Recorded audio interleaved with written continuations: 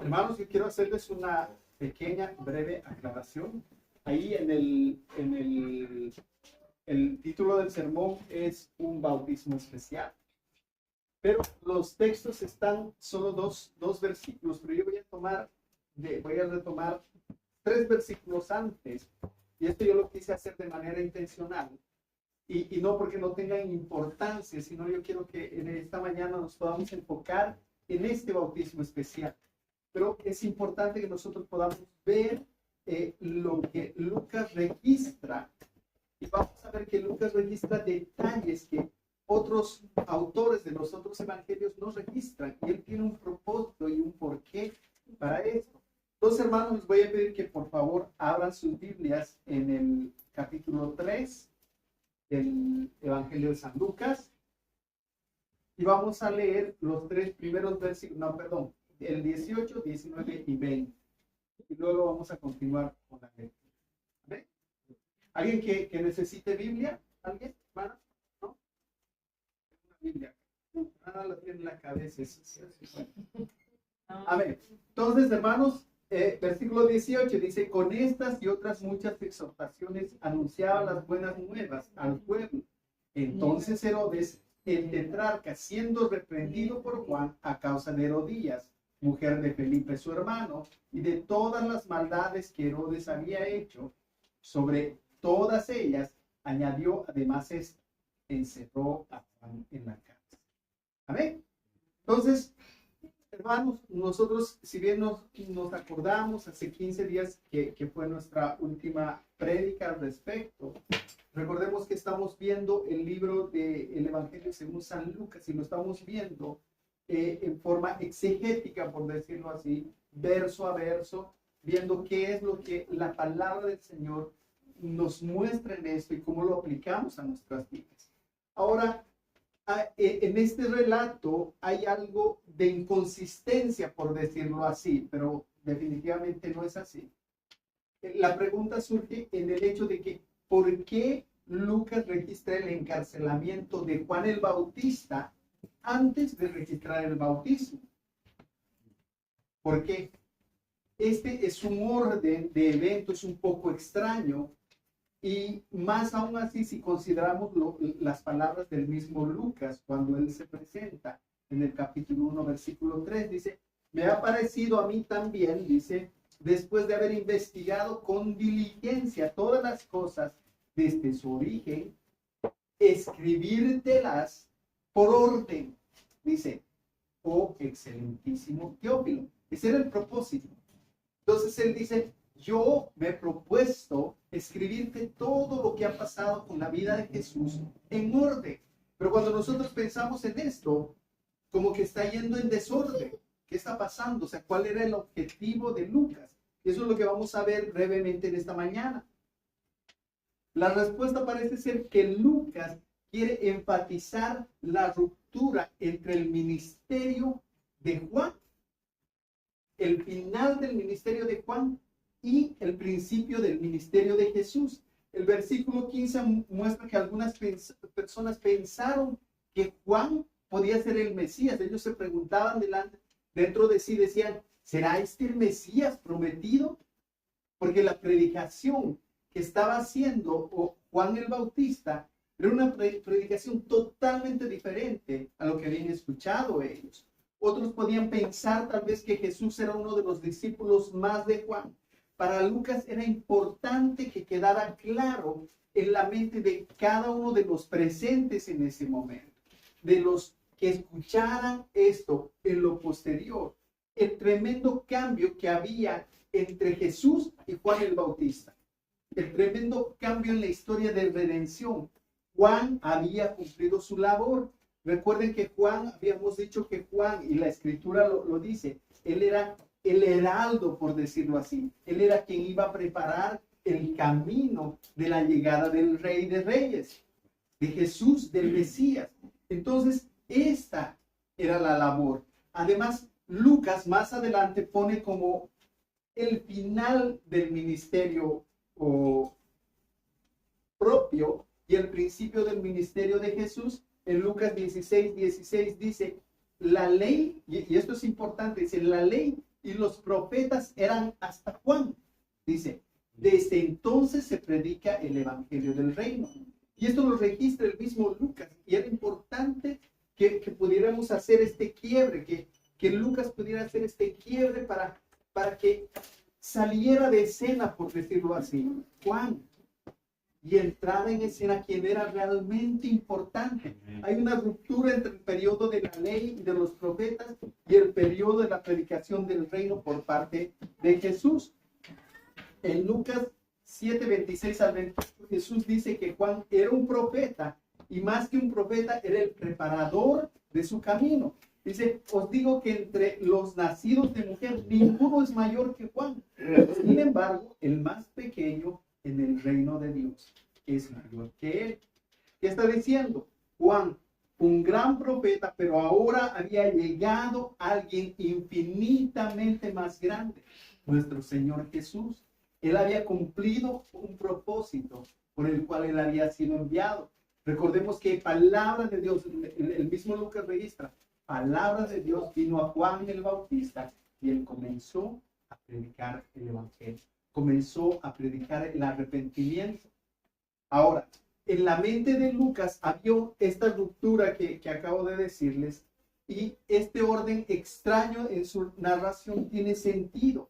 Incluso del versículo 21, creo que esto confirma la frase cuando toda la gente dice que se bautizó. Esto significa que Jesús, en el bautismo de Jesús, no fue solo una parte de la obra, sino fue el punto más alto. O sea, dice, todo el mundo se bautizaba hasta que llegó Jesús. Y ese es el énfasis, esa es la parte culminante de lo que había hecho y había venido a hacer Juan el Bautista. Pero vale la pena aclarar también que cuando en el versículo 21 leemos, cuando toda la gente se bautizó, no significa que toda la gente o hasta la última persona se bautizó y Jesús estaba esperando ahí cuando dijo ya, último, ya no hay más. Él dijo, bueno, ahora sí me toca bautizarme. Entendemos que Juan sabía con el bautismo de Jesús que su ministerio había acabado. Esto lo entendemos por las palabras registradas por el apóstol Juan en su evangelio. En Juan 3:30 dice, es necesario que él crezca, pero yo mengo. Eso, o sea, no había, pero ¿por qué? Si apenas mi ministerio ha durado bien poco, pero ¿por qué Jesús tenía que presentarse? Él sabía exactamente la labor. En otra versión dice, es necesario que él crezca, dice, para que yo disminuya. Y él estaba consciente de que él era simplemente un emisario, era aquel que iba a allanar el camino para la llegada del Mesías. Entonces, podemos entender por qué Lucas pone estos eventos en orden. Ahora entendemos de que fue encarcelado, pero sigue con el relato y vemos que Lucas bautiza al Señor Jesús. Eso lo entendemos. Entonces, es como si él se adelantara a los acontecimientos para poner el énfasis desde que desde aquí para adelante el que va a brillar es Jesús. No vamos a volver a tratar el tema de Juan el Bautista como el personaje principal de la historia, sino Jesús. Además, debemos recordar que Lucas con frecuencia nos narra, por decirlo así, detalles que los otros evangelistas, Marcos, Mateo, Juan, omiten. Ahora, desde el principio de su evangelio, él comenzó a presentar las evidencias de la deidad de Cristo. Él quiere, como propósito principal, quiere presentar a Jesús, el Dios encarnado, el hombre perfecto que había sido enviado para cumplir lo que nadie había podido cumplir. Y así, a su vez, el poder darnos acceso a la presencia de Dios. Entonces, esto era importante. Recordemos que hasta aquí hemos visto eventos que son sobrenaturales. Lucas no solo había comenzado a contar, Jesús nació así o vino de acá, sino él se fue mucho más atrás, desde el anunciamiento del nacimiento virginal de Jesús. Presentó el testimonio de personas que habían presenciado, habían sido partícipes de esto. Recordemos a Zacarías y su esposa Elizabeth, dos ancianos que no podían tener hijos, pero por la gracia del Señor, Dios permite que Elizabeth se embarazara. El mismo testimonio que da María, ese canto tan precioso que da María. Dos otros ancianos, Simeón y Ana. Cuando nosotros pensamos también ese anunciamiento de los pastores, dicen que los pastores, después que tuvieron el encuentro con los ángeles, dicen que comenzaron a declarar lo que habían visto. Entonces, todo esto era la evidencia de lo que estaba pasando en este momento. Y es el mismo Juan el Bautista quien da testimonio de que Jesucristo es el Hijo de Dios. El tema central, tanto del Antiguo Testamento como la predicación del Nuevo Testamento, es nuestro Señor Jesús. Amén. Debemos recordar que cuando Lucas nos relata justamente esto, cuando el Señor Jesús, ya resucitado, está por el camino de Emaús, se encuentra con dos discípulos y comienza a conversar con ellos.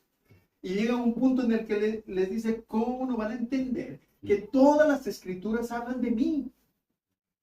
Todas las escrituras hablan de mí, comenzando desde los 5 libros del Pentateuco, de los 5 libros de la ley, pasando por los profetas, toda la Biblia, toda la palabra habla de mí.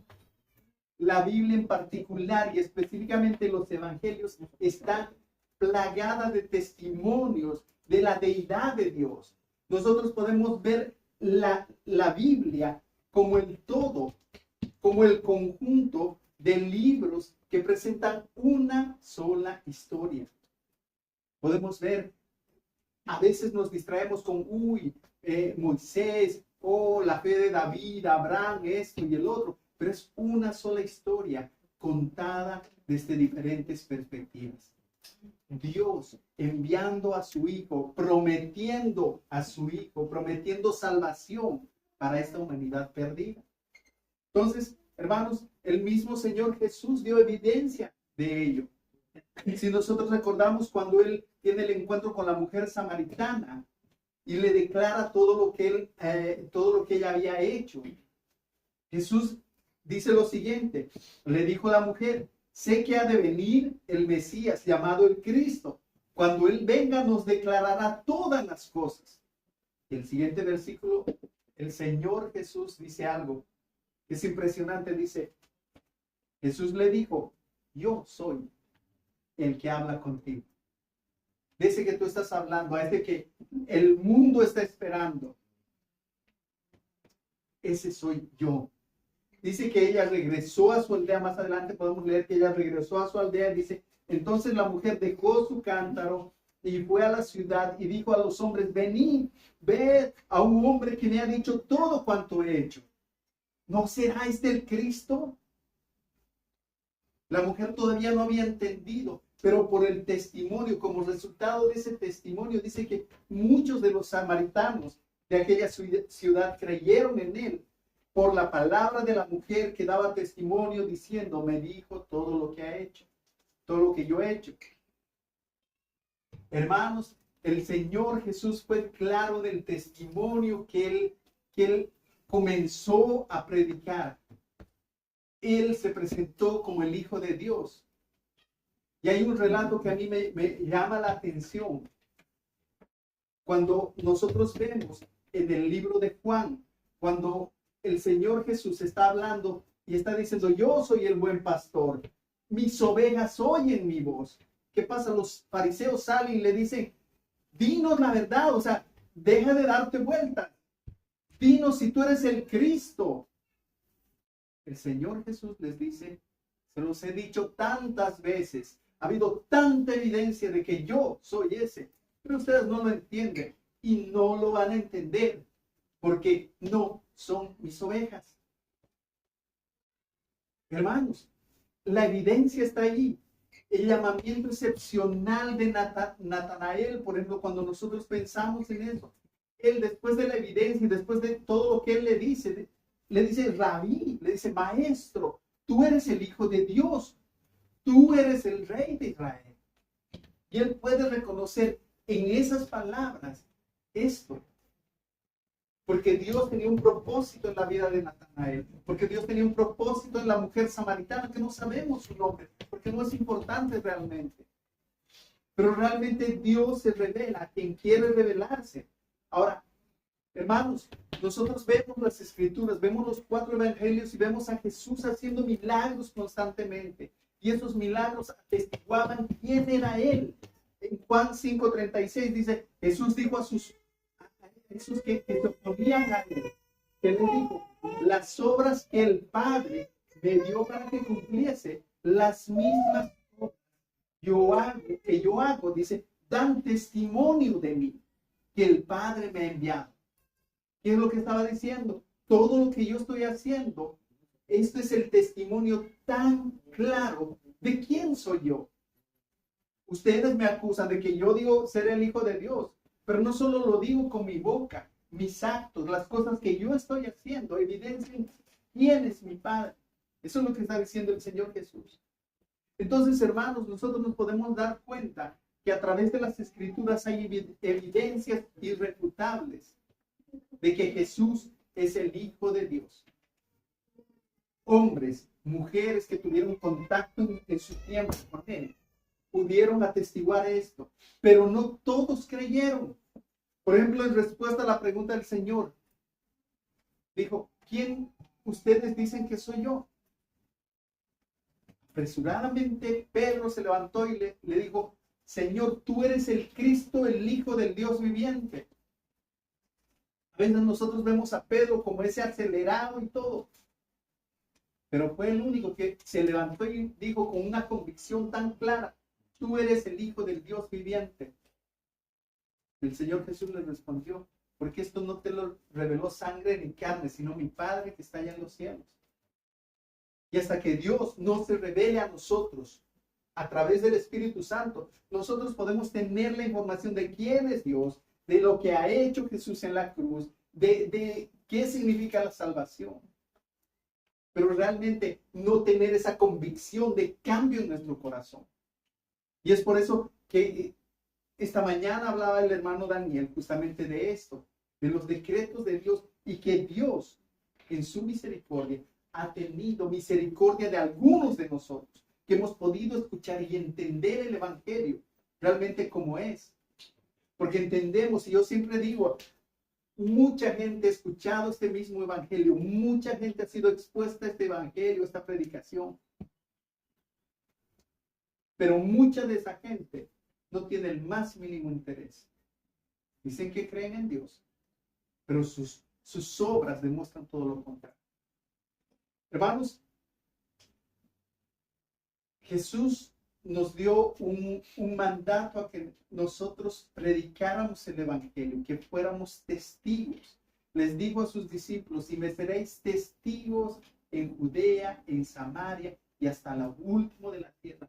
Y esto es lo que debemos replicar también. Así como Jesús evidenciaba que Él era Hijo de Dios, que sus obras demostraban quién era Él, nosotros tenemos esa muestra en nuestras propias vidas.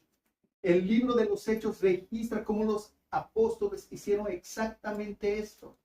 Fueron testigos de quién era Cristo. Hermanos, según hemos visto anteriormente, la labor de Juan el Bautista era ser el precursor del Mesías, dar testimonio de Jesús.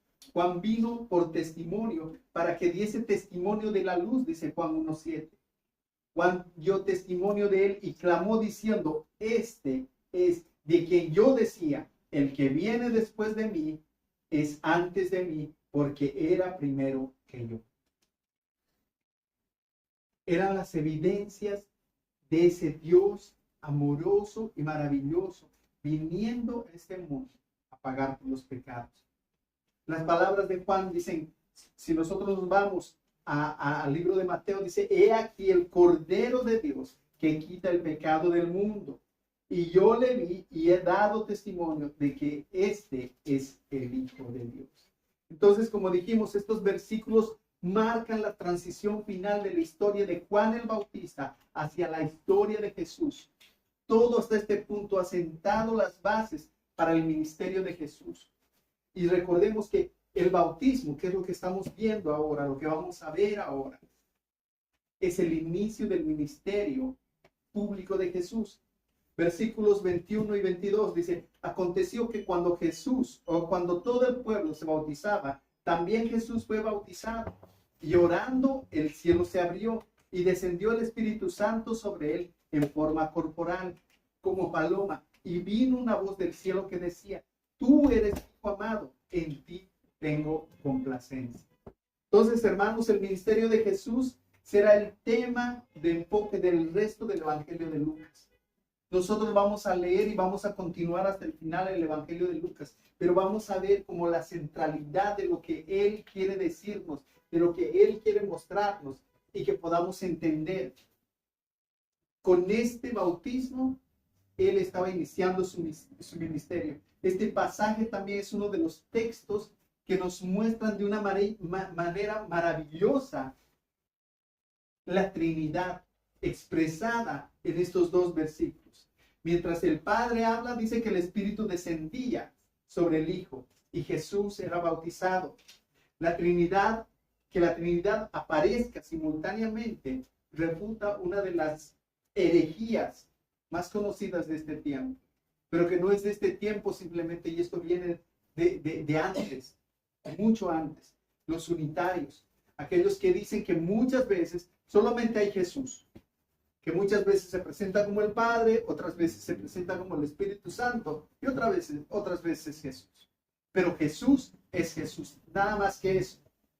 Entonces, hermanos, ellos presentan a Dios como una sola persona. El Padre se manifiesta en varias ocasiones como el Espíritu Santo y en otras ocasiones como el Hijo. Este punto de vista es insostenible a la luz de este y otros pasajes que nos muestran a los miembros de la Trinidad y distinguen claramente el uno del otro. Hermanos, este texto se puede abordar mirándolo en la relación de cada una de las personas de la deidad. El bautismo del Hijo, la unción del Espíritu Santo y el testimonio del Padre, el testimonio verbal del Padre. Hermanos, esto es irrefutable. Y es por eso que es incomprensible cómo personas pueden pensar, estos unitarios, cómo pueden pensar que simplemente esto sea un juego, sea un cambio de personalidades. Entonces, hermanos, versículo 21 dice, aconteció que cuando todo el pueblo se bautizaba, también Jesús fue bautizado y orando, el cielo se abrió. Hermanos, acá nos debe surgir una pregunta. Recordemos que el bautismo de Jesús no fue, como algunos imaginan, un asunto privado, sino dice que todo el pueblo se bautizaba. También Jesús fue bautizado. Lucas muestra de dos maneras lo que estaba pasando acá. Y aunque los otros evangelistas nos dan más detalles, incluso podemos apoyarnos en el relato de Mateo, por ejemplo, sin duda lo que Lucas quiere hacer es poner énfasis no precisamente en el bautismo en sí, sino en lo que pasó después del bautismo. El bautismo era una ordenanza que nosotros hoy la conocemos. Entendemos que en el apogeo del ministerio de Juan, Jesús vino junto a las multitudes para ser bautizado y su venida tuvo un significado especial. Ahora tenemos que enfatizar que el decir todo el pueblo no quiere decir que toda Israel había salido a bautizarse, todos habían creído. Y otra vez vuelvo al punto que había hablado hace rato. Ni siquiera todos los que acudieron a escuchar a Juan se bautizaron.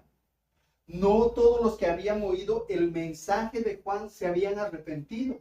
Acuérdense que el mensaje que Juan estaba predicando es arrepiéntanse. Y a los fariseos les dijo, generación de víboras. Y habíamos hablado de lo duro que fue ese mensaje, pero lo confrontante también con el pecado, que el pecado debe ser confrontado de una manera clara. Lucas mismo expresa en el capítulo 7, versículo 30, dice, los fariseos y los intérpretes de la ley desecharon los designios de Dios respecto de sí mismos, no siendo bautizados por Juan. Entonces ahí está poniendo el énfasis, está diciendo de que aquellos incluso que habían escuchado, que habían tal vez estado ese momento en el que Jesús estaba siendo bautizado frente a las evidencias, decidieron ignorarlo. Y esto es lo que hemos hemos estado hablando. Si el Espíritu Santo no es el que te convence de pecado, tú puedes escuchar al mejor predicador del mundo, pero estar totalmente indiferente, totalmente indiferente al mensaje del Evangelio. Sin embargo, todos los que respondieron a la predicación de Juan el Bautista dicen que fueron bautizados. Y es por eso que nosotros como iglesia creemos que el segundo paso después de haber venido a Cristo en fe y arrepentimiento es un deseo por formar parte de esta familia, el ser bautizado.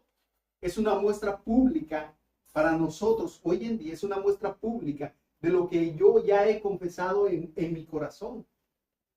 Y yo ponía alguna vez un ejemplo con el matrimonio.